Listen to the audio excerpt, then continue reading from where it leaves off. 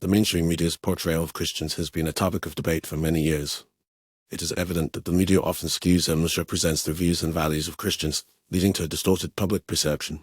This phenomenon is not accidental, but rather a deliberate attempt to undermine the influence of Christianity in society.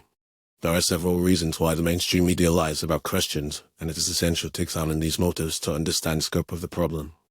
One primary reason for the media's bias against Christians is the secularization of society. The mainstream media is predominantly comprised of individuals who hold secular or liberal worldviews, which often clash with the values and principles of Christianity. As a result, they tend to view Christians as being out of touch with modern society, and their beliefs as being intolerant and bigoted. This prejudice leads to a deliberate misrepresentation of Christian views, with the media often highlighting extreme or fringe elements within the Christian community to create a negative narrative. Another reason for the media's lies about Christians is the fear of Christianity's influence on public policy. Christians have historically been a significant force in shaping public opinion and policy, particularly on issues such as abortion, marriage, and religious freedom. The mainstream media, which often promotes a liberal or progressive agenda, sees Christianity as a threat to their ideology and seeks to undermine its influence.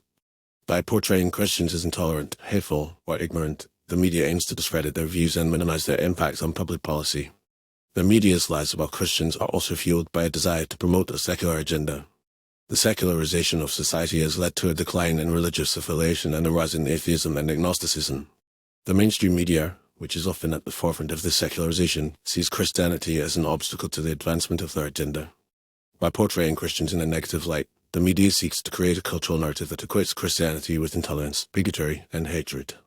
This narrative is then used to justify the erosion of Christian values and principles in society, such as the removal of prayer from public schools or the suppression of Christian symbols in public spaces.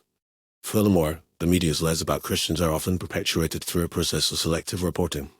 The media tends to focus on stories that portray Christians in a negative light, while ignoring or downplaying stories that highlight the positive contributions of Christians to society.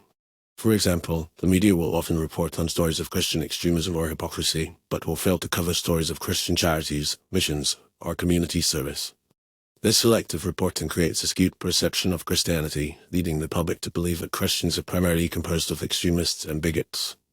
In addition, the media's lies about Christians are also perpetuated through the use of loaded language and stereotypes.